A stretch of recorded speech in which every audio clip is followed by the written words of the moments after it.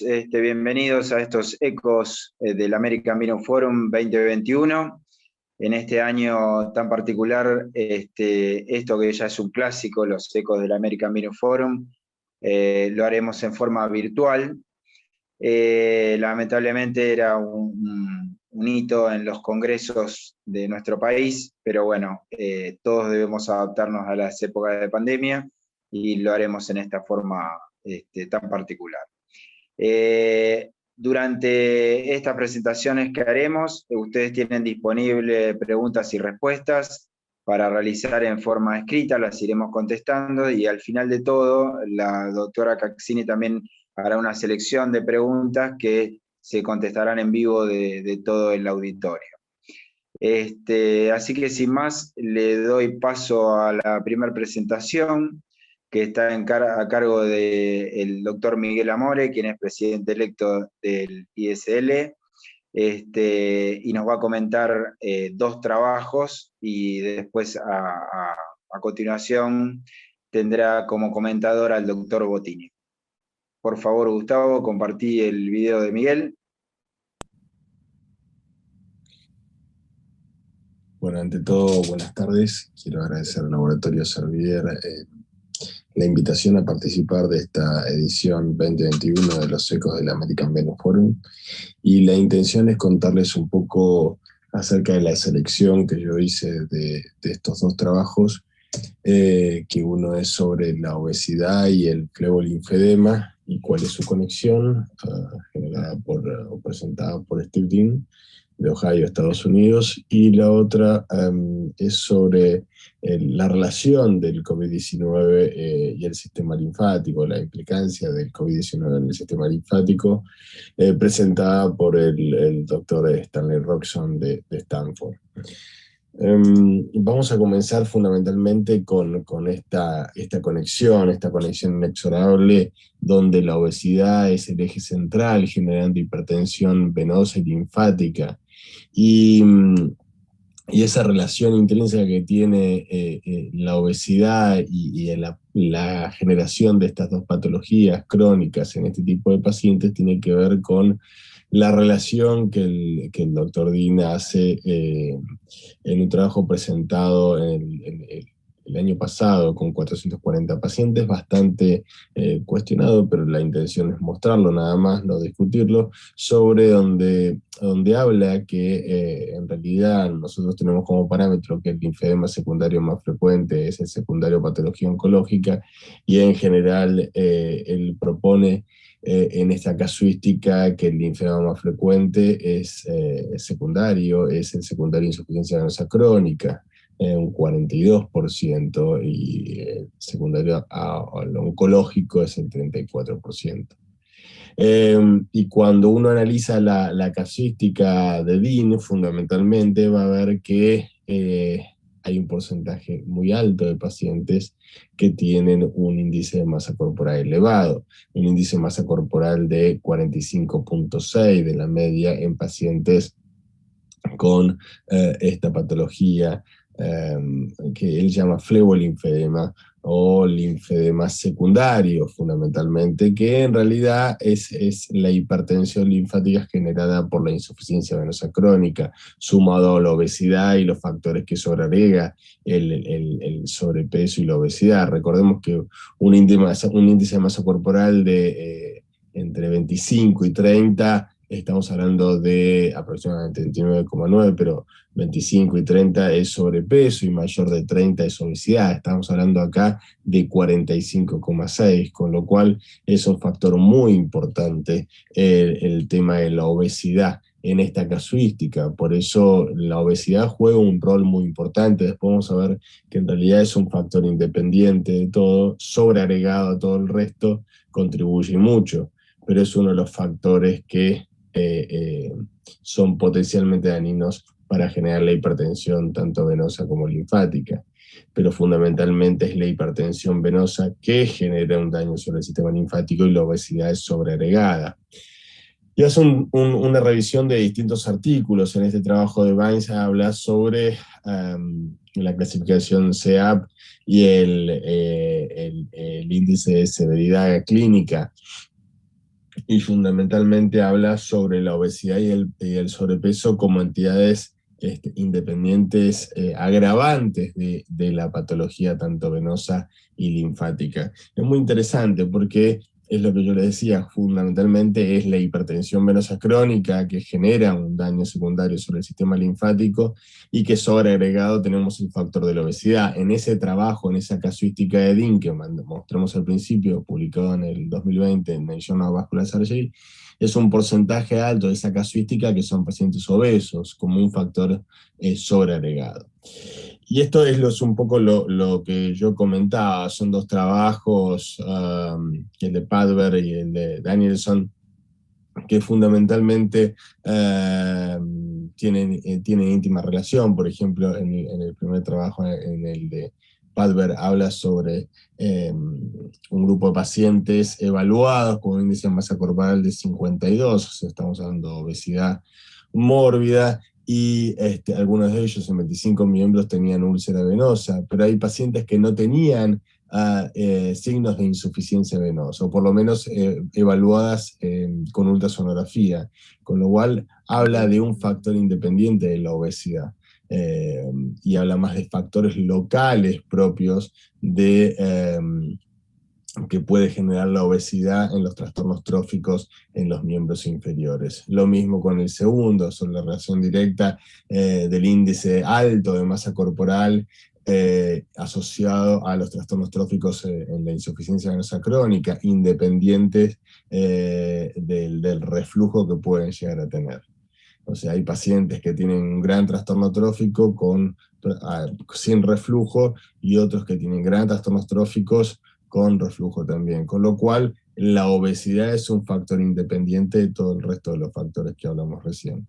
Es bastante interesante en estos trabajos, tanto de Willenberg de la Universidad de Zurich, lo que hablan fundamentalmente evalúa los parámetros de flujo venoso, que son significativamente diferentes en obesos y no obesos, comparado a obesos con no obesos, y el riesgo potencial de desarrollar una trombosis venosa o una insuficiencia venosa, ¿no? Y fundamentalmente la presión abdominal externa que genera éstasis venoso en miembros inferiores. Por lo tanto, ellos consideran que la obesidad puede inducir una resistencia al retorno venoso de los miembros inferiores, y todo eso genera fenómenos inflamatorios propios que agravan la situación en pacientes con un índice de masa corporal superior a 30, ¿no? Ahí un poco sobre los mecanismos fisiopatológicos, ¿no? Porque en este trabajo de Lane del 2009 habla de que en un grupo de pacientes evaluaron pacientes obesos con índice de masa corporal superior a 30, que había un síndrome de compresión de la vena poplitea, con lo cual genera una éstasis y una hipertensión venosa asociada.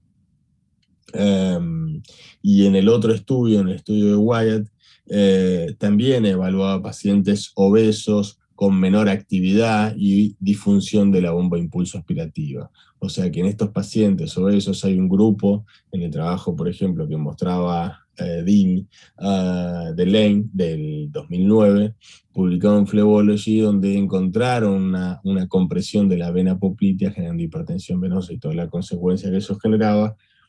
Y también en el otro estudio, en el estudio de Wyatt, sobre la menor movilidad característica de los pacientes obesos mórbidos, con la disfunción de la bomba impulso aspirativa, generaba todo este cuadro clínico que finalmente mostraba Dean. Y esto es un poco una parte de algunos de nuestros pacientes, porque él mostró fundamentalmente casos donde había hipertensión venosa crónica, insuficiencia venosa crónica, flebolinfedema en pacientes, o alteración tanto venosa como linfática en pacientes obesos. Y es un poco las imágenes que ven hacia arriba, los trastornos tróficos característicos de estos pacientes con insuficiencia venosa crónica y obesidad, las papilomatosis, los nodulillos que se generan propios de la hipertensión linfática, característicos de un trastorno trófico, fundamentalmente en la cara anterior interna de la pierna. Y fíjense la resistencia en estos pacientes con hipertensión, con obesidad mórbida, que pueden generar un fenómeno compresivo y alterar ese drenaje venoso en los miembros inferiores, un poco los trabajos anteriores que mostrábamos.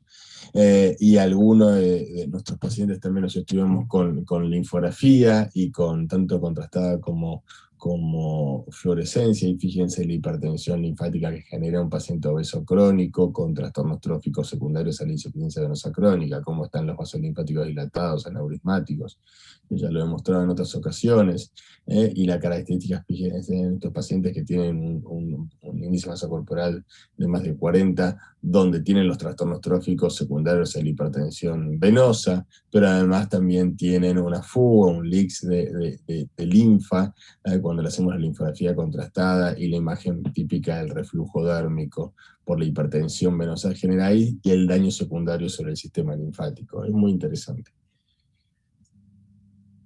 El segundo tema, en realidad, es una revisión muy rápida sobre la relación del sistema linfático y la infección por COVID-19. Si bien se ha estudiado mucho las implicancias inmunológicas y la cascada inflamatoria que ejerce sobre el sistema cardiovascular, y fundamentalmente sobre el sistema venoso, generando toda esta cascada inflamatoria, como ya dije, trombosis y tanto venosa como arterial, pero fundamentalmente lo que yo quiero hacer hincapié es algo que a mí me pareció muy interesante, que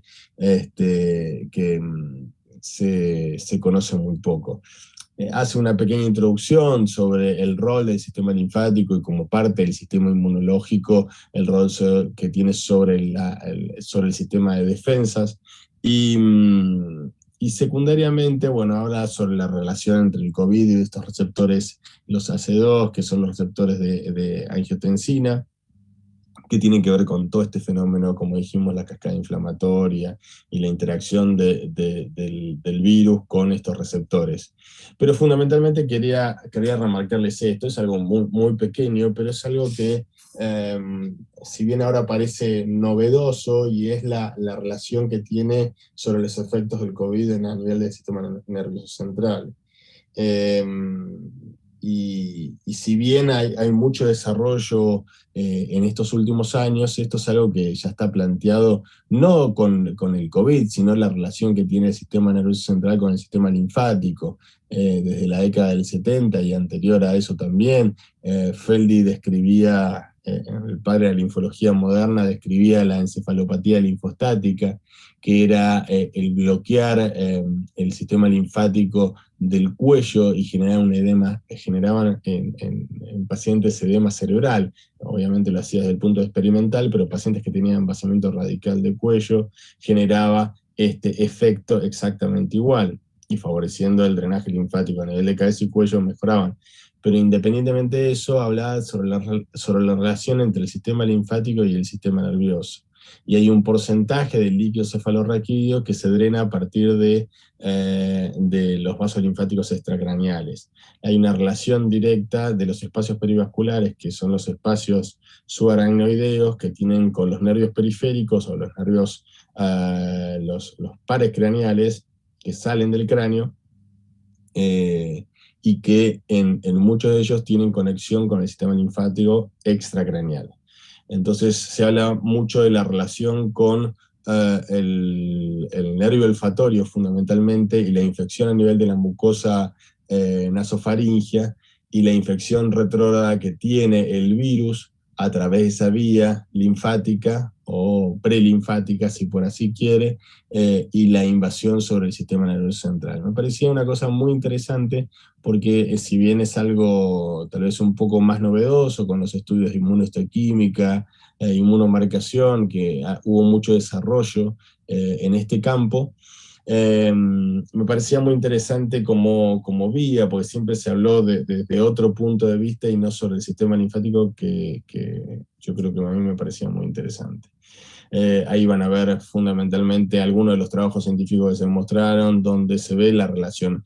Esto, como yo les dije, de la década del 70 se hablaba de esa relación y el porcentaje que había de drenaje del líquido cefalorraquídeo, de clírides del líquido cefalorraquídeo, a través del sistema linfático extracraneal, y eso se vio porque se inyectaba tinta china en el cuarto ventrículo y después de un tiempo se hacía biopsia de ganglios de cuello y se veía los implantes de tinta china en esos ganglios, con lo cual había una relación directa sobre el líquido cefalorraquídeo y los ganglios extracraneales, el sistema linfático extracraneal. Y ahí lo que van a ver, fíjense cómo la infección a nivel de la mucosa respiratoria, la mucosa nasal, hace infección retrógrada y infección retrógrada ingresa al sistema nervioso central generando todos los síntomas de la infección por COVID a partir de la invasión de esta vía. Así que bueno, me parecía que era interesante solamente como comentario de la relación del sistema linfático y la infección por COVID. Son muy pocos los trabajos que se presentan de patología linfática en el American Venous Forum, pero son realmente en algunos casos muy interesantes. Bueno, muchas gracias, los dejo con el profesor Bottini que va a hacer los comentarios. Muchas gracias. Bueno, Oscar, te escuchamos con los comentarios de estos dos trabajos. Gracias. Primero, felicitar al Laboratorio Servier por esta iniciativa educativa que lleva ya tantos años, que ha formado generaciones en nuestra especialidad. Así que felicitaciones. Segundo, Marcelo, gracias por invitarme.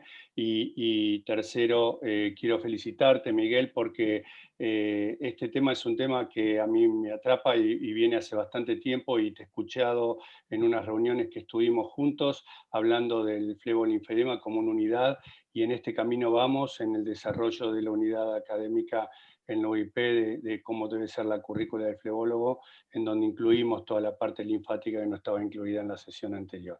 Quiero iniciar esto diciendo que nosotros hace 5 años atrás aproximadamente, hemos hecho un trabajo sobre casi 10.000 pacientes investigados, 515 fueron los que se tomaron como pacientes de primera vez, y observamos que la distribución en cuanto al peso era muy similar. Ahí pueden ver cerca del 40% para los pacientes normales, 31% el sobrepeso y 27% los pacientes con índice de masa corporal mayor a 30, es decir, con obesidad. Ahí podemos ver cómo la curva de pacientes era mucho más frecuente en aquellos pacientes con estadios C1, C2, con pacientes normales o leve sobrepeso, que aquellos pacientes que tenían un índice de masa mayor a 30, que subía bruscamente los casos de la severidad clínica en los pacientes con esta patología. Observen acá algo que quiero traer, que ya hace mucho tiempo atrás, hace más de 15 años, justamente está acá el doctor Gural, hicimos algunos casos con linfedema masivo localizado, cuando solamente había 23 casos en la bibliografía en el 2005, que fue descrita por Farshid Weiss en el 98, y observen cómo en pocos años, en 10 años, ya 46 casos, un solo centro tenía este tipo de pacientes. Esto tiene que ver con los procedimientos bariátricos que han hecho que los pacientes hiperobesos no estén desahuciados y tengan alguna solución, y entonces empezaron a venir a ser tratados por las patologías inherentes a nosotros. Sabemos que son lesiones tumorales benignas, linfomatosas, voluminosas, y que están siempre acompañadas por la obesidad mórbida como característica principal. Yo quería traer un tema que me parece que es inherente al tratamiento y puede servir de práctica, que es cuándo debemos tratar, cómo son los pasos de tratamiento, ya que esto es un tratamiento multidisciplinario entre la parte entre la obesidad y la patología venosa. Observen, como dijo recién Miguel, que no todos los pacientes con obesidad presentan enfermedad venosa, como puede ser en este caso, en esta paciente con una masa de 48 kilos en su abdomen que no le permitía la deambulación. Entonces, estos pacientes en general, las lesiones, como él mencionó, había factores, no es la patología, el sobrepeso, la característica principal, es cierto, pero sí coexiste muchas veces porque generan infecciones micóticas a través de los pliegues que van a terminar produciendo erisipelas a repetición, y esta es parte de la causa por la cual hay que tratar esas lesiones tróficas y cuidar los pliegues cutáneos. Asociar el edema con drenaje linfático y drenaje postural y los vendajes compresivos para poder hacer una reducción de la masa. Como vemos acá, pudimos bajar 26 kilos la masa. Y después sí, la resección. Esto es fácil en estos pacientes porque, como dijo él, no se acompaña de una enfermedad venosa. Y en estos casos es totalmente diferente. Este caso 2 que quería traerles, que este fue el paciente más obeso en ese momento en la Argentina, con 298 kilos y un índice de masa corporal muy, muy elevado, como ustedes ven acá, pero mucho era inherente a esa masa que pesaba arriba de 50 kilos. Entonces, ustedes pueden ver cómo este paciente tenía una enfermedad venosa con un reflujo 3 de Kirchner y enfermedad superficial y de perforantes, un verdadero síndrome postrombótico, donde también había una demora en el ascenso del trazado en la masa presente. Estos pacientes, lo primero que hay que hacer, además de tratar, como mencionamos antes, los problemas cutáneos, hay que también tratar el tratamiento del edema, tratando de reducir esa masa que el paciente tiene, con las distintas características que no vienen al caso discutir ahora. Pero sí decir que el tratamiento de la obesidad, el tratamiento quirúrgico de la obesidad, es siempre pero en estos casos, porque si nosotros no reducimos el volumen corporal del miembro de la persona, no vamos a tener el resultado que deseamos. La microscopía en este paciente mostró hiperkeratosis, epidermis hipertrófica, signos de congestión, el edema de la dermis, la fibrosis del hipodermis, como un verdadero linfedema sin características malignas y con dilataciones de los linfáticos. Entonces el tratamiento va a tener que ser siempre primero el de la obesidad, el tratamiento médico de la obesidad y de la masa, y después el tratamiento quirúrgico de la obesidad. Ahí ustedes ven cómo nosotros preferimos el tratamiento quirúrgico de la masa hacerlo a último momento. Quiero invitarlos a todos en estos y otros temas que vamos a tocar del 25 al 27 de septiembre, donde todos nosotros vamos a estar participando en este evento este año. Gracias a todos. Bueno, gracias Oscar. En honor al tiempo damos paso al doctor Hernán Bauza Moreno, que es médico del Hospital Italiano y forma parte del Colegio Argentino de Cirugía Venosa y Linfática. Así que, Hernán, por favor, tus presentaciones.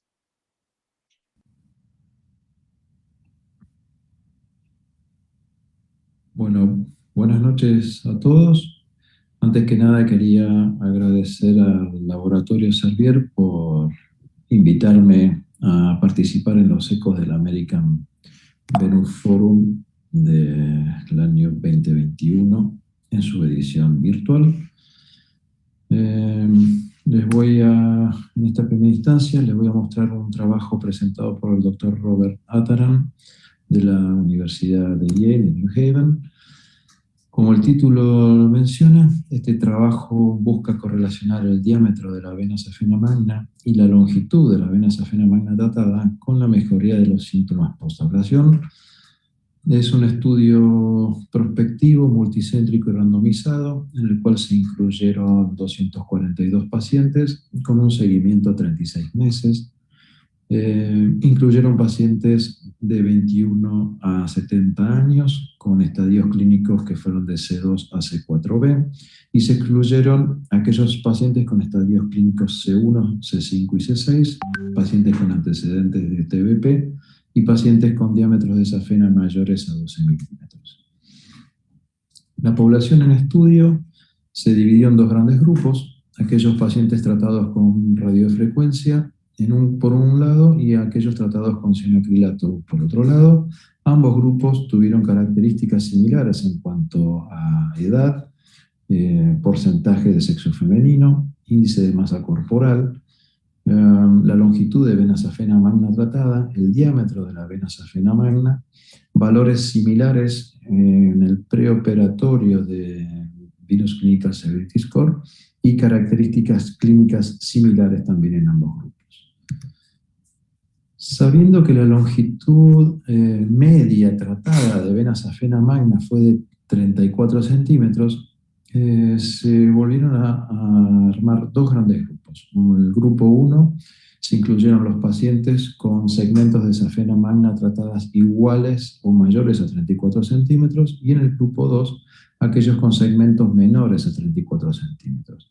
Aquí ya se vio que los valores del Venous Clinical Severity Score preoperatorios fueron significativamente mayores en el grupo 1 con respecto al grupo 2, y también los pacientes del grupo 1 tuvieron presentaciones clínicas más avanzadas. Si bien los valores del Venous Clinical Severity Score preoperatorios fueron mayores en el grupo 1, a lo largo del seguimiento estos valores se fueron equiparando y se mantuvieron similares a lo largo del tiempo, sin diferencias estadísticamente significativas. Por otro lado, la mejoría de los valores del Venous Clinical Severity Score fueron mayores en el grupo 1 con respecto al grupo 2, con diferencias estadísticamente significativas. Esto fundamentalmente se debe a que los valores preoperatorios obviamente fueron mayores.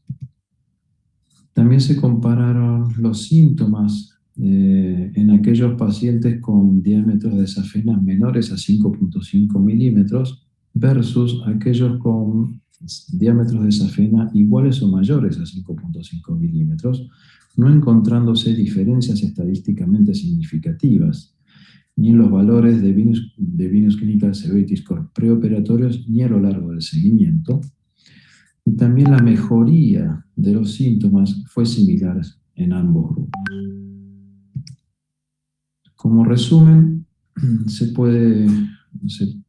demostró que no existe mayor correlación entre los valores de Venous Clinical Severity Score de base y el diámetro de la vena safena magna, como tampoco se demostró correlación en la mejoría de los valores de Venous Clinical Severity Score a los 36 meses y el diámetro de la vena safena mayor. Por el contrario, se observó correlación entre los valores del BCSS preoperatorio y la longitud de vena safena magna ablacionada, como también se observó correlación entre la longitud de la vena safena magna ablacionada y los valores de BCSS a los 36 meses postoperatorio.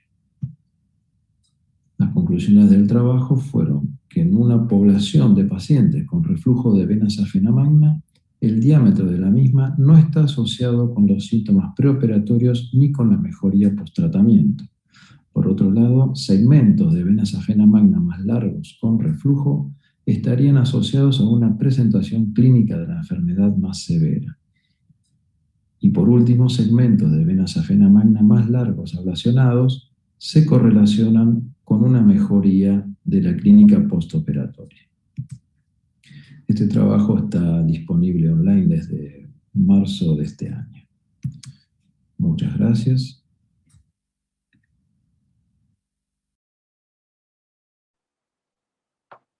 Gracias, Hernán. Ahora vamos a ver a continuación el segundo trabajo.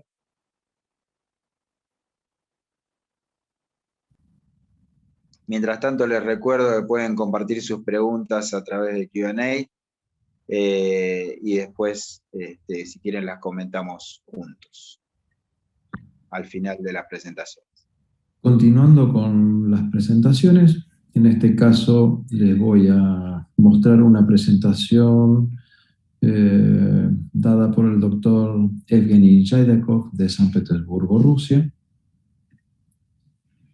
Como introducción, se mencionó que en Rusia en los últimos 10 años han sido sintetizadas más de 30 fórmulas de cianoacrilato de uso médico. Los más conocidos mundialmente son el Benabloc de origen turco y el Benazil de origen americano. Este último quizá el más difundido a nivel mundial, el cual fue registrado en Rusia en el año 2017, pero tuvo baja implementación debido a los altos costos. El sulfacrilato ruso, por su parte, es un etiléter del ácido alfa-cionacrílico no butil, a diferencia del Benazil, al cual se le agregaron dos componentes biocompatibles que reducen la fragilidad del compuesto. Fundamentalmente, el sulfacrilato es un producto quizá más líquido que el Benazil y con una velocidad de polimerización mucho más rápida, tiene un efecto adhesivo casi instantáneo.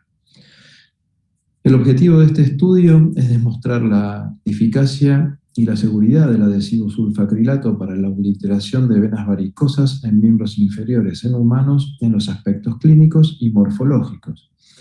El trabajo se realizó en un periodo que fue de mayo del 2019 a julio del 2020, en el cual se incluyeron 48 pacientes con patología de vena safena magna y vena safena parva, con diámetros que fueron de los 9 a los 13 milímetros, y la dosis del adhesivo dependió del diámetro de la vena. En aquellas venas con hasta 10 milímetros de diámetro se aplicaron 0.1 mililitros por cada 5 centímetros de vena a tratar, y en aquellas venas mayores a 10 milímetros se aplicó 0.2 mililitros por cada 5 centímetros de vena a tratar. Se evaluaron el dolor posoperatorio de acuerdo a la escala análogo visual de dolor. Se evaluó también la presencia de flebitis, la presencia de reacciones alérgicas locales o generales y la migración proximal o distal del producto. La evaluación se realizó en forma clínica y mediante ecodoppler venoso inmediato a las 24 horas, a los 3 días, a los 60 días y a los 6 meses. Además, se realizó un estudio histológico de los cambios morfológicos de las venas. Para esto, con el consentimiento del paciente, se tomaron muestras de 11 venas safenas magnas y 4 venas safenas parvas tratadas en un periodo que fue desde el día 7 hasta el día 180 post-procedimiento. Resultados. Se observó dolor leve en el 58% de los casos, los cuales no requirieron tratamiento. Se observó dolor moderado en el 6% de los casos que resolvieron solo con AINES. No se observó extensión del adhesivo al sistema venoso profundo. No se observaron reacciones alérgicas generalizadas. Sí se observó extensión al tejido celular subcutáneo en el sitio de acceso en 6 pacientes con signos locales de inflamación aséptica que resolvió sin tratamiento. En cuanto al examen histológico, a partir del día 7 se observó una disminución gradual de la reacción inflamatoria en la pared venosa y para el día 180 ya la luz venosa obliterada por tejido conectivo sin presencia de adhesivo. Se observó oclusión del 100% a partir del 3er mes. Como conclusión del trabajo, la embolización de los troncos venosos usando el adhesivo ruso es segura y efectiva, sin presencia de reacciones alérgicas generalizadas ni complicaciones mayores. Su característica extremadamente adhesiva junto a su baja viscosidad impide la migración o extensión del adhesivo al sistema venoso profundo. A su vez, el adhesivo es biodegradable y de muy bajo costo. Este trabajo también está disponible online a partir de marzo de este año. Muchas gracias. Muchas gracias, Oscar. Ahora vamos a escuchar los comentarios de estos 2 trabajos a cargo del doctor Hugo Martínez, es presidente del Colegio de Cirugía Venosa y Linfática y jefe de Flebología y Linfología del Hospital Italiano. Hugo, por favor. Hola, ¿qué tal? Buenas noches a todos. Muchas gracias a Marcelo y al Laboratorio Servier por la invitación a esto que ya es un clásico, que son los ecos. Bueno, yo le agradezco a Hernán que haya hecho estas 2 presentaciones que me parecieron interesantes. Y cuando uno digamos, hace este tipo de presentaciones, lo que tiene que fijarse es qué nos aporta a nuestra práctica clínica habitual. En el primer trabajo de Atarán, que habla de la correlación entre el score de severidad clínica de acuerdo al diámetro y a la longitud de la insuficiencia, me parece que lo que hace el trabajo es confirmar lo que empíricamente todos más o menos teníamos en mente o conocíamos, que es cuanto mayor es la longitud del tronco insuficiente, mayor es la severidad clínica y de la presentación del paciente. Y es lógico que ese paciente tenga un score de severidad clínica muy alto. Como también es lógico que tratado ese reflujo, también ese score de severidad clínica disminuya. Por eso me parece que de alguna manera lo que hace este trabajo es confirmar lo que uno de alguna manera piensa. Y está bueno también que hayan visto que el diámetro no tiene mucha correlación con el score con los cambios en los scores de severidad. Eso referente al primer trabajo. El segundo trabajo me resulta un poquito más discutible. Todos saben que hoy existen una serie de métodos de ablación, entre ellos últimamente son todos los métodos de ablación no térmica, y el cianoacrilato es uno de ellos. Obviamente, cuando uno va a presentar un método similar a otro que ya existe, y en este caso hablo de distintos cianoacrilatos, una de las bondades que tiene que tratar de mostrar para que el producto de alguna manera se muestre eficiente es que tiene que ser costo efectivo. Y realmente una de las conclusiones que tiene este trabajo es que habla de costos mucho más bajos, yo supongo que comparado contra procedimientos similares que usan cianoacrilato. Pero tampoco he encontrado, yo pude leer el abstract, nomás tampoco he encontrado en cuanto a costo más bajo se refiere, cuánto es el costo en realidad. Lo diferente en este tipo de procedimiento también es que ajustan la dosis de acuerdo al diámetro de la vena a tratar, cosa que con el procedimiento de Benazil, por ejemplo, eso no existe. Y creo que lo más discutible de este trabajo es la metodología. ¿A qué me refiero con eso? Si este proyecto de trabajo fuera presentado acá a un protocolo de evaluación en estudios de investigación, seguramente no hubiera sido aceptado, hubiera sido muy discutido, porque me parece que tiene un conflicto ético al menos. ¿Por qué lo digo esto? Porque es un trabajo que le ofrece al paciente un procedimiento mínimamente invasivo, como es una ablación endovascular con cianoacrilato, pero después terminan extrayendo trayectos de vena para analizar la histopatología y analizar si el cianoacrilato es reabsorbible o no. Yo creo que eso metodológicamente está mal.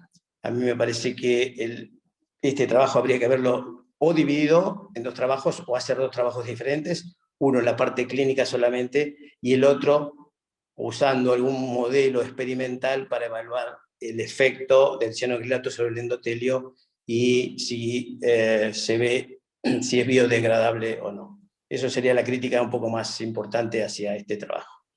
Bueno, muchísimas gracias. Muchas gracias, Hugo. ¿Querés, Hernán, hacer un comentario de los interrogantes que planteó Hugo? No, fundamentalmente yo le pregunté al doctor de San Petersburgo acerca de los costos y él me dijo que el costo era de $100, cosa que me pareció Lo cual es sumamente barato. demasiado barato, ¿no? Pero bueno, nada, simplemente mencionar eso. No puedo hacer algún comentario al respecto. Y no te comentó, Hernán, perdón, un minuto más, cómo obtenían el material de la vena para hacer el análisis histopatológico. No. Por lo que sale de la presentación es que Ellos en 15 pacientes extrayeron trayectos de trayectos de vena, sí. Cosa que también me pareció llamativo. Creo que fue un poco esto el motivo por el cual lo presenté al trabajo, ¿no? Porque opino igual que vos, me pareció un poquito difícil de que esto por ahí un comité de ética lo apruebe. Sí. Pero bueno, nada, era un poco la idea de la presentación y ver un poco qué es lo que hacen en Rusia también, ¿no? Perfecto. Y además previamente fue aprobado por el comité del IVF para presentarlo, ¿no? También. Bueno, muchas gracias Hugo, muchas gracias Hernán.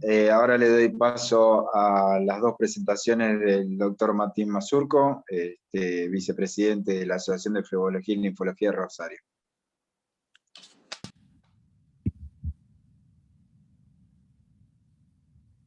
Bueno, hola a todos. Desde ya agradezco a la organización, en especial a Lucas y a Marcelo, que se han estado ocupando de la organización de este simposio. Y bueno, quería compartir con ustedes dos charlas que me parecieron muy interesantes de este congreso. Las dos son de la misma persona, de Chris Rack, un flebólogo bastante conocido por la mayoría de nosotros, de Suiza. Y bueno, creo que son dos charlas, una es muy teórica y la otra con una perspectiva de innovación que quizás pueda parecer interesante para todos. A ver si podemos compartirla. Bueno, muy bien. Bueno, la primera charla es la importancia de la presión hemodinámica para la progresión de la insuficiencia venosa y son las lecciones aprendidas del análisis físico de las venas y la cascada. Bueno, el doctor Rack de la Clinic sostiene que siempre en la flebología hemos basado nuestras bases de la patología de la insuficiencia venosa crónica en la presión hidroestática, donde podemos ver que el diámetro no es tomado en consideración, solamente la presión. Estas presiones se igualan en distintos momentos. Por lo tanto, para la teoría de la presión estática, el diámetro no importa. Sin embargo, en el cuerpo humano casi nada es estático, y una presión hidroestática es menos estática.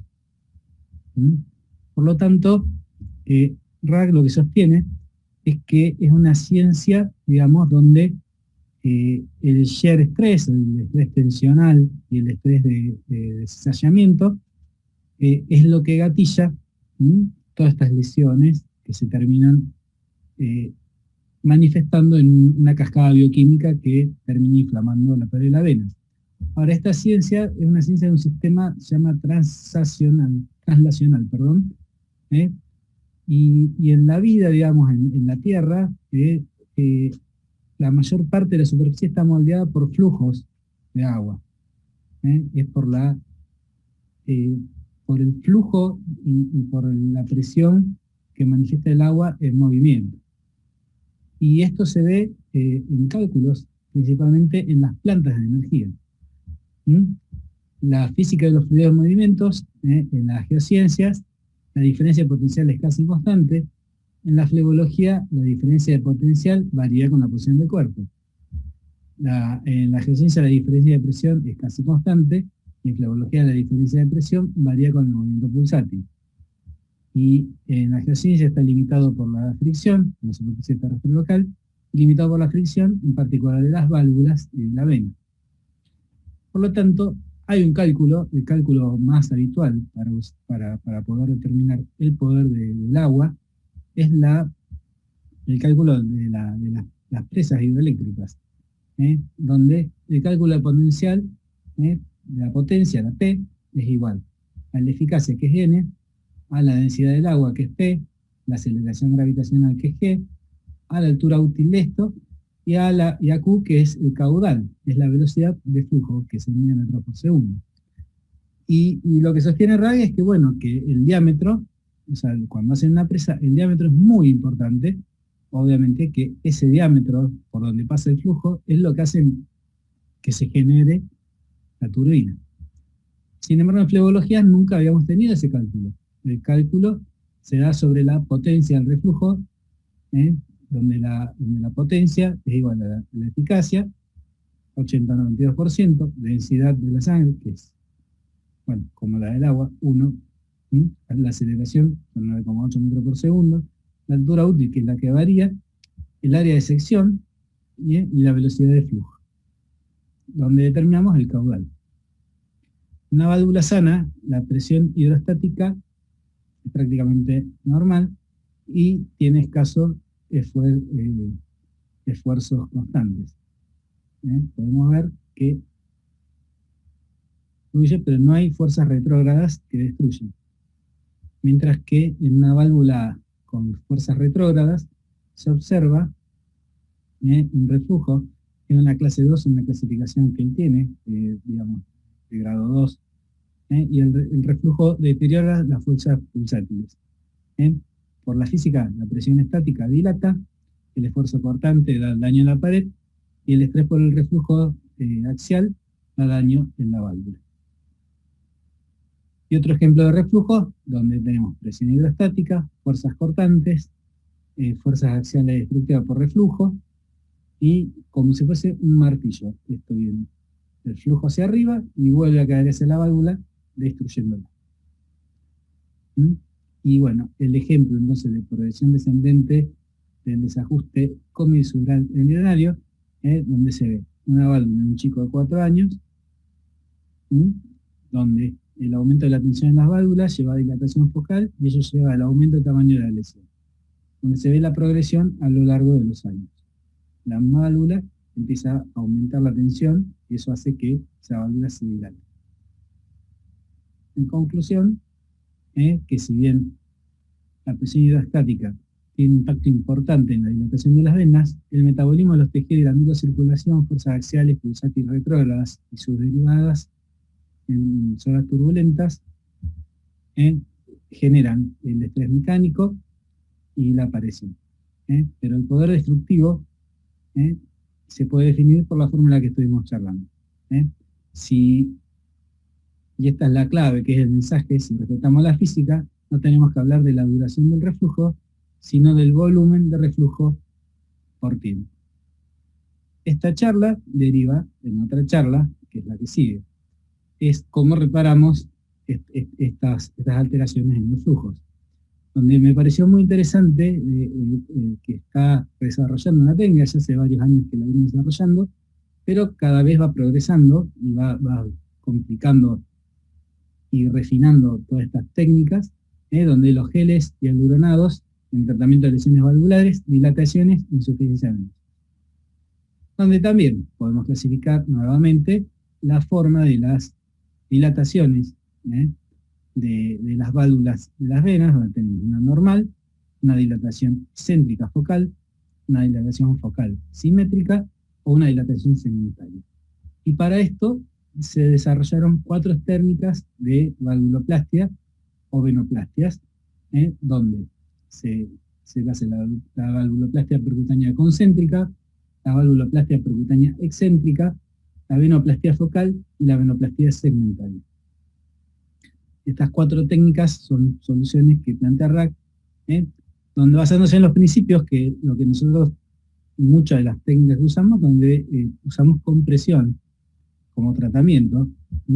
Tenemos algunas técnicas que se llaman compresión concéntrica, otra que es por compresión excéntrica, y otra que son por compresiones tangenciales, con dispositivos desde media elástica, vendas, vendaje adaptativo, compresión hidroneumática, compresión de agua, almohadilla de silicona, o algunas venas que acá no tenemos, que son compresiones con films específicos para cosas. Y otra de las técnicas, digamos, son las valvuloplastias focales con compresiones focales, desde un stent externo en las válvulas, y el desarrollo que está haciendo RAC de las valvuloplastias inyectables. El principio, digamos, de la compresión periovenosa por tratamientos inyectables es básicamente la adenoplastia, la tumescencia, la anestesia tumescente, muy realizada por todos, donde lo que hacemos es una compresión con solución salina externa a la vena. Y eso nosotros es una técnica que utilizamos la mayoría. Rack desarrolló de su trabajo una cánula específica donde tiene un área para Roma y una punzante para depositar con mayor seguridad por fuera de la vena los geles hialuronados. Y la primera valvuloplastia que describe, bueno, es una valvuloplastia percutánea concéntrica, que lo que uno usa es un ácido hialurónico de alta reticulación, con 20% de viscosidad, donde lo que busca es restaurar por fuera de la vena el diámetro de la misma. Eso se realiza con un gel hialurado arteriovenoso. Para eso utiliza una escala donde se puede determinar si la etapa de prerreflujo, inicio de reflujo o una brecha diastólica grande, según esta escala. Estos son los tres tipos, y esta técnica sirve básicamente para las etapas 2. Bueno, y en este video muestra un gráfico donde se ve el reflujo de la vena, el depósito del ácido hialurónico alrededor de esta válvula, y posteriormente la ausencia del reflujo en el lugar. La técnica se ve que es muy simple, es muy parecido a una tumescencia. Y bien, este estudio piloto tuvo un follow-up de 8 semanas, con 62 casos técnicamente exitosos, y el follow-up a 6 meses, con 58 casos de flujo ortogrado, y 3 más que se suplementaron y siguió, y a los 12 meses de seguimiento, 49 de 62, con 7 más suplementados. O sea que tuvo un éxito bastante interesante en restaurar la función valvular. Este es otro estudio que realizó también en el estudio en niños, con lesiones entre chicos de 6 a 18 años, donde se detectaban válvulas faltantes, válvulas con una o pocas cúspides, lesiones con cúspides o con una mayoría de lesiones. El 60% de estas lesiones fueron elegibles para valvuloplastía. Generalmente se intervenían 1 o 2 válvulas, pequeño y excéntrico, con desajustes comisurales de menor al 65%, malformaciones de cúspide fueron 15% y válvulas faltantes 3%. Ese estudio, bueno, anduvo bien, el seguimiento fue 62 casas, también con válvulas técnicamente exitosas, el seguimiento a 6 meses 58 con flujo ortogrado, a los 12 meses 49 con flujo ortogrado, y los pacientes suplementados seguían con un follow-up bastante satisfactorio. Bien. Esto es más o menos lo mismo. Esto es una demostración técnica de cómo se realiza la valvuloplastía, donde se hace una inyección tratando de acercar los bordes comisurales de la lesión. Entonces se inyecta ácido hialurónico por fuera de esto para acercar los bordes de la válvula. Este estudio primero que se hizo en una mujer en 2018. Y al 2020 continúa teniendo flujo ortogrado. Y esta es otra técnica que está desarrollando, donde se realiza una venoplastia focal. Aquí el tratamiento no se realiza sobre la válvula, sino sobre la pared de la vena, para ajustar diámetros focales para crear flujo laminar. Por ejemplo, si uno quiere, lo que se hace es realizar una punción con ácido hialurónico alrededor de la vena y así derivar el flujo por una tributaria. Al éxito primario un día, al primer día 21 de 25, a los 3 meses 21 de 21. O sea, también una técnica que en casos muy puntuales y con una hemodinámica muy elegida es muy exitosa. Bien, finalmente la técnica que quería comentar era la venoplastía segmentaria. Esta técnica es una técnica que se adjunta a la ablación, y el propósito es disminuir la luz de la vena para aumentar la regresión de la vena y mejorar la comodidad post-intervención. Se usa un ácido hialurónico de menor reticulación, mucho menos viscoso, donde, si bien probablemente aquí en el Zoom, bueno, lo que se hace es en la sección con láser, se hace solución salina, y usa también una técnica propietaria de un tipo de esclerosante que se llama de Iomatrix, con ácido hialurónico, donde se constata una con menor tasa de complicaciones en el post-tratamiento. Los resultados se pueden ver, donde en la zona donde tiene anestesia tumescente se constata un hematoma, y en la zona con ácido hialurónico no. Y luego donde hace tumescencia vuelve a tener hematoma. Lo que hace el ácido hialurónico es reducir el diámetro, reducción de la cantidad de sangre a reabsorber, aumento de la distancia de la piel, barrera protectora que bloquea los metabolitos, con un éxito técnico mayor al 50% de reducción de luz, sin complicaciones y sin migración. Estos son en 40 casos. Hematoma visible es 32 en la tumescencia contra 1 en el hialurónico, inflamación dolorosa 75, o sea 30 que sí, contra ninguno, tromboaspiraciones 10 contra ninguno, y analgésicos orales 14 contra ninguno. Y la decoloración también. Claramente una técnica que es muy refinada, muy buena, donde se puede ver la sección rellena con ácido hialurónico. Es una técnica a tener en cuenta. Y el tiempo de caída, digamos, del volumen de ácido hialurónico también es bastante interesante. Esto es la solución salina, dura 3-4 días como máximo, y el ácido hialurónico, la caída es una caída más o menos del 70-80% a los 2 meses. Así que bueno. Entonces, como resumen de esta presentación, la valvuloplastía excéntrica para restaurar funciones asimétricas, la valvuloplastía concéntrica para restaurar la función valvular en lesiones simétricas, la venoplastía focal para mejorar el flujo en algunas válvulas, y la valvuloplastía segmentaria para mejorar el postoperatorio en las ablaciones de esas venas.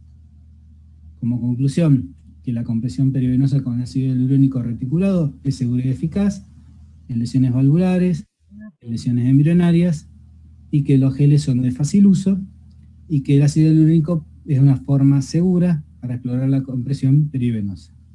Como desarrollo está pendiente sustancias más permanentes, pero todavía no encuentran que sean tan seguras como el ácido hialurónico. Bueno, desde ya quería agradecerles a todos, y bueno, los vemos ahora seguramente en las preguntas. Suerte. Gracias, Martín. Le doy la palabra ahora al doctor Carlos Sinkin, presidente del Foro Venoso Latinoamericano, para los comentarios sobre estos trabajos de RAG que nos tienen acostumbrados a trabajos bastante interesantes y bastante que brindan comentarios posteriores. Carlos. Hola a todos, buenas noches. Muchas gracias por la invitación. Felicitaciones, Martín, muy lindo todo, muy sintético. La verdad que me pones en un aprieto, porque comentar a este señor, que es un genio, para mí es un tipo que ha dado vuelta al tablero de la teoría con respecto a la visión que uno tiene sobre el sistema venoso y sobre la flebodinamia, diciendo que el diámetro sí importa de la vena, que la pesadez de piernas a mayor calibre, más pesadez, y describe esa fórmula fantástica, que hay que leerla y tenerla al costado porque uno no se acuerda. Si vamos a hablar en la teoría, sí, pero en la práctica en el consultorio esa fórmula no la tenemos. El paciente viene con pesadez y uno tiene que decir pesadez, cansancio, calambres, hinchazón, y llevarlo a la teoría. Por eso es muy bueno este trabajo, y además porque tiene la posibilidad de RAG de seguir a todos los chicos con ecodoppler y ver la disfunción endotelial y la disfunción valvular y comisural con un ecodoppler de alta definición de 57 MHz. Entonces es fantástico. Eso es lo que yo pienso con el primer trabajo. Con el segundo trabajo nos sigue mostrando y deleitando con los diferentes tipos de valvuloplastias con algo que es ácido hialurónico, que tiene la ventaja de ser mínimamente invasivo, reabsorbible, repetible y diríamos que casi inocuo. Y además viene con las nuevas corrientes que son las teorías restaurativas o restauradoras o preservativas del sistema venoso. Esto lo hace sobre el sistema venoso superficial. Me pareció fantástico cómo lo describiste, cómo lo mostraste, y los resultados que muestran están muy bien, están dentro de los márgenes que se muestran de todas las valvuloplastías. La valvuloplastía que hace también con defectos comisurales, en un 65% como mostraste, también en defectos genéticos en los chicos, está muy bien y es dentro de los rangos que están mostrados a nivel internacional. Así que lo único que tengo es para felicitarte y para hacerte una pregunta nada más. Si dijo cuánto tiempo dura y en cuánto tiempo se reabsorbe, o si tiene que hacer reinyecciones o no, cosa que no lo vi descrito en el trabajo y sé que lo hace, pero no sé cada cuánto. Gracias, Carlos, por los comentarios. Lo que comentaba ahí, más o menos, tiene un 20% a los 6 meses de reinyección para mantener la vena en flujo ortogrado. Y están explorando cuál es, me da la impresión, cuál es el material. Lo que realmente, si esto llega a funcionar, cambia un arsenal terapéutico, o sea, porque quien en vez de destruir una vena no preferiría conservarla. O sea, creo que el valor del trabajo reside en eso. Es un trabajo muy pocos trabajos, o sea, muy poco, la N es muy chica, tiene 20, 30 casos de cada cosa, pero realmente el día que encuentren un material que aguante en el tiempo, calculo que nos va a cambiar el paradigma del tratamiento a largo plazo. Martín, hay una pregunta en el chat del doctor Sabrano sobre la concentración de ácido hialurónico. No sé si la conoces o si está en el trabajo. Lo que vi es que usa ácido hialurónico de alta reticulación en las lesiones focales y de baja reticulación en lo que es las valvuloplastias. O sea, él como que divide en valvuloplastia y venoplastia. Lo que es valvuloplastia usa en alta reticulación, y lo que es venoplastia, o sea, anular segmentos de la vena para obtener mejor flujo, usa en baja concentración. Pero no sé si se me escapa a la charla. Igual creo que también tiene algo muy fino en cuanto a la técnica y a la aguja, o sea, es una técnica que no sé si es reproducible todavía por nosotros, hay que animarse, pero bueno, como novedosa y como promisoria, creo que es una técnica que me pareció importante poder destacarla dentro de los trabajos. Bueno, gracias Martín, gracias Carlos. Sí, Carlos. No, que me gustaría hacer un último comentario. Es una técnica divina, teórica, pero que nosotros para hacerla tenemos que tener un ecógrafo de altísima resolución para poder ver las comisuras y las válvulas como se ven, de más de 40, 50 MHz. O sea, eso hay que tenerlo presente también para esta técnica. Nada más, gracias. Gracias, Carlos. Bueno, ahora me toca a mí actuar como speaker, no me voy a autopresentar, voy a aprovechar este momento para agradecer a Lucas Petronio del Laboratorio Servier por toda la organización de esto y darnos asistencia. Y mientras tanto, Gustavo, por favor, compartí el video de los trabajos que voy a presentar. Bueno, buenas noches entonces, nuevamente. Voy a compartir los dos últimos trabajos de ECOS del ABF 2021 virtual. El primer trabajo que quería compartir con ustedes es comparación de stent dedicados a vena, celdas cerradas versus celdas abiertas en el tratamiento de la obstrucción crónica del sector iliofemoral. El trabajo está realizado en el Hospital St. Thomas de Londres, en los departamentos académicos de cirugía vascular y el departamento de radiología intervencionista. Fue liderado por la doctora Rachel Morris. Y para comenzar entonces lo que sabemos, tenemos hoy en día estén de celdas abiertas y de celdas cerradas dedicados para avena. Tenemos así en el mercado el Silver Vena de Cook, el Venovo de Bar, que recientemente fue removido del mercado, pero pensamos que rápidamente va a ser reinstalado, el Abre de Medtronic. Este tipo de stent, que son de celdas abiertas, son flexibles y muy conformables a la anatomía venosa. Después tenemos stent de celdas cerradas, el Venity, que es un stent de Boston que también fue retirado actualmente del mercado. Es un stent de gran fuerza radial y mucha resistencia a la compresión, lo que se denomina crash resistant. Tenemos stent en los cuales comparten acero inoxidable y nitinol, trenzados. De estos se destaca el Wolsten de Boston también. Es un stent que ya lo conocemos de larga data porque es un stent que primero usábamos en arterias y luego por sus características pasó a ser utilizado en venas. En realidad es el primer stent que se empieza a usar en venas y con el que hay gran experiencia y una prolífica cantidad de trabajo. Tenemos algunos stent que comparten stent de celdas abiertas con celdas cerradas y dentro de ellos tenemos el sinus vena y el sinus oblicuo. Bueno, ¿qué sabemos? Tenemos pocos estudios que comparan directamente los diferentes stents. El diseño óptimo de un stent aún no lo conocemos y los pacientes con enfermedad por debajo de la ingle y mal inflow en general son excluidos de la mayoría de los trials.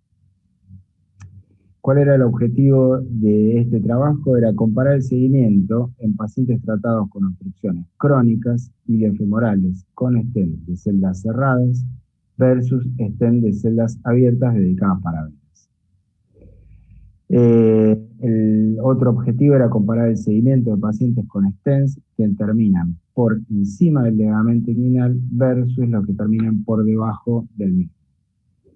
Las mediciones que se realizaron fue primariamente evaluar la permeabilidad primaria, la primaria asistida y la acumulada, y secundariamente qué mejoría sintomática, número y tipo de reintervenciones fueron requeridas.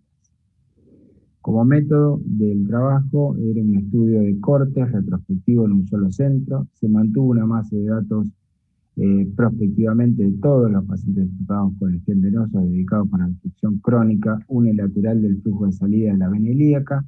Se compararon demográficamente entre ambos grupos, la edad, el género, prevalencia de lesiones postrombóticas o lesiones ilíacas no trombóticas y el compromiso del inflow, teniendo en cuenta que se tomó como un compromiso del inflow aquella estenosis de la vena femoral común mayor al 50% y o de la vena femoral profunda.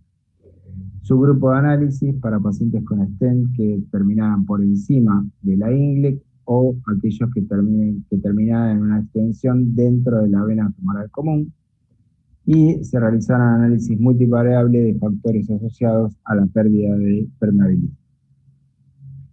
¿Qué pacientes tomaron? Bueno, lo que ellos entre 2014 y 2019 trataron 252 pacientes. Dentro de estos, 209 fueron los que reunieron criterios de inclusión para el trabajo. Como vemos, hubo una paridad prácticamente entre la cantidad de pacientes tratados con stent de celdas abiertas, 101, versus los de stent de celdas cerradas, 108, pero en el número de stent observen que hubo más stents en el grupo de celdas cerradas, 205, versus 159 en el de celdas abiertas. También se valoró si en ambos grupos se terminaba por encima del ligamento o por debajo del ligamento. En cuanto a los resultados demográficos, las variables que se tomaron no hubo diferencias significativas en cuanto a la edad, género, presencia o no de trombofilia, el score de Villalta preoperatorio o la presencia del compromiso del inflow.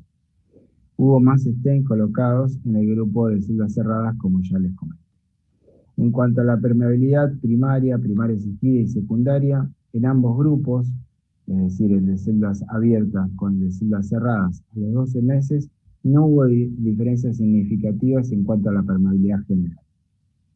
En cuanto a la permeabilidad por encima del ligamento inguinal, tampoco hubo diferencias en ambos grupos, En cuanto a la mejoría sintomática, con respecto al score de Villalta, siempre fue importante la mejoría en ambos grupos, tanto el de celdas cerradas como el de celdas abiertas. Las compresiones de stent, las compresiones ocurrieron en los primeros 12 meses, en un número de stent tanto de celdas abiertas como de celdas cerradas. 4% de stent de celdas abiertas fueron reliner, o sea, se hizo stent intrastent por compresión a nivel del cruce de la arteria ilíaca común derecha, es decir, en el punto donde habitualmente decimos que existe la compresión de May-Turner, y 8% de los stents de celdas cerradas tenían síntomas de compresión a nivel del ligamento inguinal, y se indicó también reliner en este grupo de pacientes. Como factores asociados a la permeabilidad primaria, el compromiso del inflow fue el único factor asociado determinante en la pérdida de permeabilidad primaria. Como conclusiones del trabajo, no hay diferencias en la permeabilidad o mejoría sintomática entre stent de celdas abiertas versus stent de celdas cerradas a 12 meses. La permeabilidad primaria es excelente en ambos tipos de stent, celdas abiertas o celdas cerradas, por encima del ligamento inguinal. La pérdida de permeabilidad por debajo del ligamento inguinal es peor sin importar el tipo de stent. Pacientes con stent de celdas cerradas por debajo del ligamento inguinal tienen sí un mayor riesgo de sufrir reintervenciones, y el compromiso del inflow es el único factor asociado que afecta a la permeabilidad primaria. Datos a largo plazo y de vigilancia serán requeridos para entender la performance de ambos stents en el tiempo. Bueno, ese es el primer trabajo. El segundo trabajo es investigación del rol de las plaquetas en la estenosis intrastent en pacientes con síndrome post-trombótico. El trabajo también se realizó en el hospital de St. Thomas, en Londres, pero hubo una intervención del Instituto Cardiovascular y de Investigación Metabólica de la Universidad de Reading en Londres, en el Reino Unido, perdón, y también intervención de la División de Hematología y Oncología del Hospital para Chicos Enfermos de Toronto, Canadá. Este trabajo es seleccionado como el mejor trabajo científico del American Venous Forum 2021, estuvo liderado por el doctor Adam Coward, y es el que les voy a pasar a comentar. Cosas que tenemos que tener en cuenta. En el síndrome postrombótico, más del 50% de los pacientes con trombosis venosa del sector iliofemoral desarrollan síndrome postrombótico dentro de los 2 años. Dolor, edema, cambios dérmicos y úlceras serán severos en el 5 al 10% de los casos. El tratamiento endovenoso con stent dedicados a venas se asocia con una mejoría sintomática del síndrome postrombótico, y alrededor del 30% requerirán reintervenciones por estenosis intrastent a pesar de una anticoagulación terapéutica adecuada. La hipótesis del trabajo era que la activación plaquetaria contribuye a la estenosis intrastent.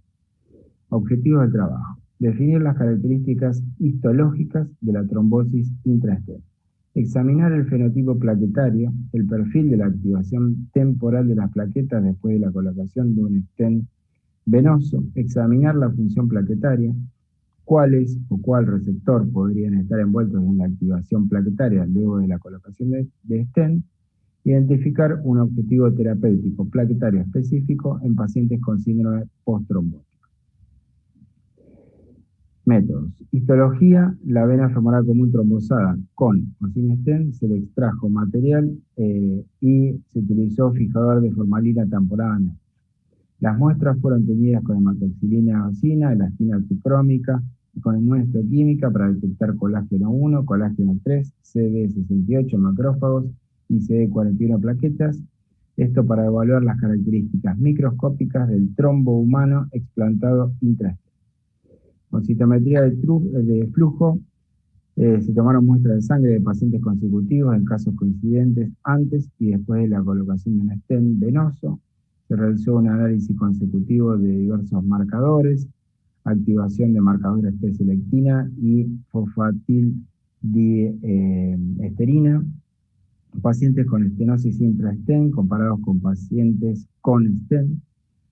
Y la pregunta era si se alteraba la expresión de los marcadores fenotípicos de activación plaquetaria tras la implantación de un stent venoso. En cuanto a la agregación de base en placa, la agregación plaquetaria fue evaluada en pacientes con síndrome postrombótico antes y después de la colocación del stent venoso y se lo comparó con donantes sanos. El ensayo de agregación final permite el análisis simultáneo de múltiples agonistas ADP, adenosina linfosfato, péptido relacionado al colágeno, epinefrina, péptido activador del receptor de trombina 6, TRAP6, colágeno y ristocetina. La pregunta era si se alteraba la función plaquetaria tras la implantación de un stent venoso. En cuanto a la glicoproteína 6 en superficie, se utilizó ELISA, usado para detectar esta glicoproteína 6 en muestra de plasma pre-stent en pacientes con síndrome postrombótico y también en trombosis venosa profunda aguda. Pacientes con estenosis intra-stent fueron comparados con pacientes en quienes el stent se mantuvo permeable. Y lo que se trató de hacer es identificación de una posible aplicación terapéutica de un patrón plaquetario específico. ¿Qué es lo que se vio? Que en la trombosis intra-stent el tejido contiene colágeno, plaquetas e infiltrado de células inflamatorias. La reactividad plaquetaria al péptido relacionado con el colágeno se redujo en pacientes que desarrollaron estenosis intra-stent. El glicoproteína soluble 6 aumentaron antes de la inserción del stent en pacientes que desarrollaron estenosis intra-stent. Como conclusión entonces del trabajo, la trombosis intra-stent es rica en plaquetas, colágeno e infiltrado de células inflamatorias. La colocación de stent no activa plaquetas o altera la función plaquetaria. Y pacientes que desarrollaron estenosis intra-stent presentan altos niveles de activación plaquetaria pre-stent, mayor pérdida de glicoproteína 6 de superficie plaquetaria en forma de glicoproteína 6 soluble, dosable en plasma, y reducción a la activación de glicoproteína 6 activa. Como conclusión también, la medición entonces de la glicoproteína 6 soluble previo al stent puede resultar útil en la estratificación del riesgo de pacientes sometidos a una reconstrucción venosa profunda y predecir que se requiere una vigilancia más estrecha para garantizar los mejores resultados en dichos pacientes. Muchas gracias. Ahora le dejo al...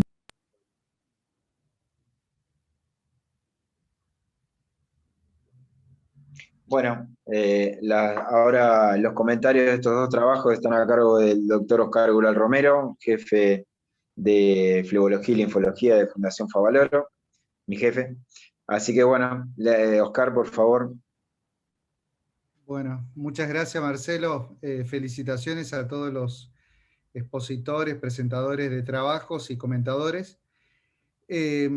Son dos trabajos desarrollados en el sanatorio, en el St. Thomas de Inglaterra. Bueno, evidentemente los dos están enfocados al intervencionismo venoso, al stenting. Yo creo que nos estamos orientando hacia tratar a los pacientes con enfermedad compresiva venosa o a los síndromes postrombóticos.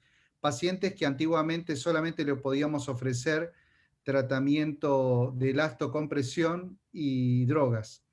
Yo creo que eso nos ha abierto un poco el panorama, el desarrollo de los nuevos anticoagulantes orales, los nuevos stent dedicados a venas y el conocimiento un poco más de la anatomía, de la fisiopatología y de la terapéutica ha abierto un poco un panorama un poco más alentador para estos pacientes. En el primer trabajo desarrollado por la doctora Morris y colaboradores, planteaba la hipótesis, o mejor dicho, comparaba dos tipos de stent, los de celda abierta y celda cerrada. Es interesante, hay varios stent en el mercado. Hoy en día, lamentablemente, han retirado del mercado a dos stent, como es el Venovo y el Vichy stent. Pero bueno, en definitiva, ambos stent, tanto celda abierta como celda cerrada, han mostrado una elevada permeabilidad primaria, primaria asistida y una permeabilidad secundaria. Eso establece de que verdaderamente son útiles para el tratamiento del síndrome postrombótico y de las lesiones compresivas. Estamos hablando de una permeabilidad que es superior al 92-94%. Es decir, que esos pacientes con un cuadro obstructivo, si le hago una angioplastía, a largo plazo tengo ese nivel de permeabilidad. El otro punto era si había diferencia entre ambos. Significativamente no existe una diferencia importante entre ambos, por lo tanto estamos tranquilos. Por suerte en Argentina nosotros disponemos de todos esos stent y lo estamos utilizando. Otro punto era si el stent si se colocaba por arriba o por debajo del ligamento inguinal. Evidentemente no, los stent por arriba del ligamento inguinal tienen mejor permeabilidad a largo plazo que los infrainguinales. Una situación que quizás sea diferente en nuestro medio, no sé si estás de acuerdo, Marcelo, creo que el 70% de nuestros pacientes, y si no es más, los stent están por debajo del ligamento inguinal. Y eso, más, lo posicionamos en la cámara femoral, en la vena femoral profunda, y eso nos permite tratar a un grupo de pacientes con mal inflow o con una mala situación anatómica. Y eso nos permite tratar pacientes que antes no nos hubiésemos imaginado de que lo podíamos tratar. Inclusive ahora combinamos procedimientos híbridos con cirugía, bypass, interposición venosa, fístula asociado a stenting. Creo que el objetivo de este trabajo se cumplió, permite definir que todos los stents son buenos en general y que podemos seguir en la misma línea. Con respecto al segundo trabajo del Dr. Wachs, relacionado al análisis de la hiperplasia temprana de los stent o de la reestenosis de los stent dedicados a vena, verdaderamente para nosotros es un enigma. Nosotros tenemos una experiencia de más o menos más de 5 años con stenting venoso y vemos en algunos pacientes donde hemos colocado 2 o 3 stent donde no desarrollan hiperplasia. Y en cambio otros en los cuales colocamos un solo stent en una vena renal, por ejemplo, y tenemos a los 3 meses una hiperplasia del 30% del diámetro del stent. Entonces, ¿hay alguna situación que explique esto? Y bueno, no encontramos verdaderamente una explicación y por lo menos Woz establece de que una teoría podría ser la activación temprana plaquetaria. Esto en principio quedó un poco descartado ahí en este trabajo, pero sí muestra que hay marcadores que pueden ser dosados previo y posterior al implante del stent que se activan o se modifican con el stenting. Y uno de ellos es la glicoproteína 6, soluble. Si yo logro dosar esa glicoproteína, quizás puedas tener una predicción que ese paciente va a ser una hiperplasia temprana. Para que un stent no se tape y para que un stenting dé resultados, debemos tener un buen inflow, un buen outflow, que el stent tenga fuerza radial, que sea flexible, que se adapte a la anatomía, que vaya de zona sana a zona sana, que el paciente se quede anticoagulado o antiagregado, y por supuesto factores técnicos del operador. Si ustedes me preguntan, ¿va a depender solamente de nosotros, los operadores? No, son muchos los factores que influyen y a pesar de eso los stents se restenosan y a veces tenemos que reintervenir. Y allí la gran pregunta, ¿antiagrego, anticoagulo? ¿Cuánto tiempo? ¿Por qué tengo hiperplasia en los overlap? Es decir, que evidentemente son muchos los interrogantes. Una sola pregunta, Marcelo. En el último trabajo, que es muy interesante poder predecir, por lo menos ese grupo de pacientes que me van a hacer una hiperplasia con dosaje de glicoproteína, ¿tiene algún tipo de aplicación clínica? ¿Yo lo puedo extrapolar a la vida, a nuestro trabajo diario? Bueno, esa es la pregunta que nos deja flotando el trabajo, que aparentemente sí, la respuesta sería que si uno pudiera dosar la la glicoproteína soluble, la glicoproteína 6 soluble, uno tendría una predicción, o por lo menos habría que estar más atento con esos pacientes. El tema es que, bueno, esto pertenece a las ciencias básicas. Lo llamé a nuestro amigo y queridísimo José Díaz para ver qué opinaba del trabajo. Y él lo que me decía es que en realidad esto, primero no se puede hacer en cualquier laboratorio, este dosaje, es un dosaje con ELISA, es un dosaje que en general para que sea, digamos, económicamente virtuoso, uno requeriría juntar por lo menos 40 muestras y ponerlas juntas a trabajar con el set de ELISA, porque cada set cuesta $500 y uno no podría hacerle este dosaje a todos los pacientes y encima tener que mandarlo a un lugar en particular que en Argentina debe haber muy pocos. Con lo cual, bueno, hoy en día, según lo que él mismo me decía, y esto también vale para países del primer mundo, todavía no es algo que esté al alcance de todos ni a la mano de todos, sino que forma parte de una investigación y por el momento es esto, un trabajo de investigación. Así que bueno, esa es la respuesta. En honor al tiempo, ahora le voy a dar la palabra a la doctora Rossana Cazzini, que es médica flebóloga del Hospital Italiano, y decidimos, como para finalizar estos ecos del ABF auspiciados por el Laboratorio Servier, hacer un reconocimiento y un recuento de lo que es la participación argentina en el ABF, que bueno, tratamos de que haya cada vez más. Así que Roxana, por favor, hace tu presentación.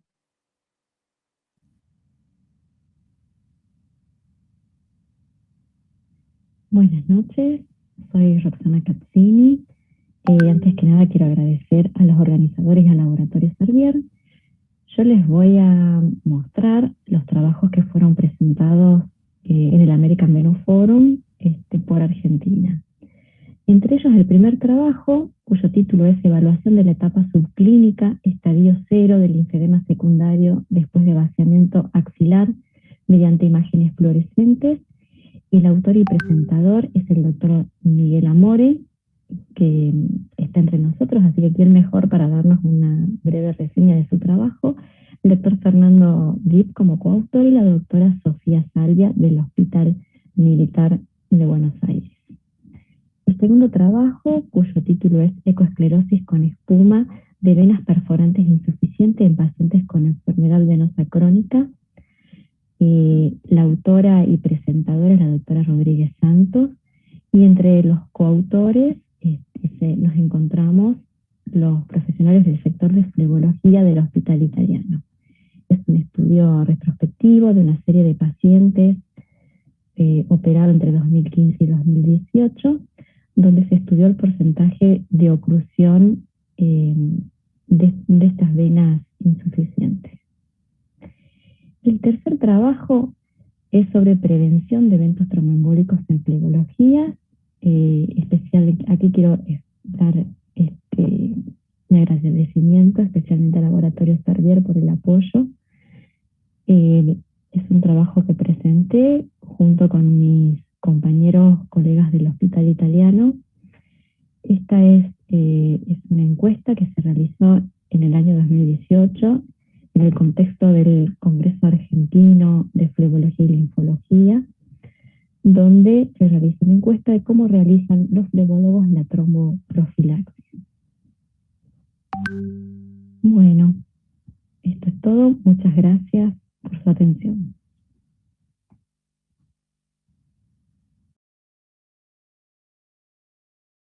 Muchas gracias, Roxana. Miguel, ¿querías hacer un comentario de tu trabajo?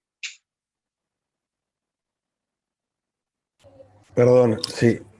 No, fundamentalmente lo que se focalizó es en estudiar los cambios precoces que se generan después de un vaciamiento, una biopsia a nivel axilar en el contexto de un cáncer de mama, y los cambios precoces que son sumamente importantes porque es lo que representa el estadio 0.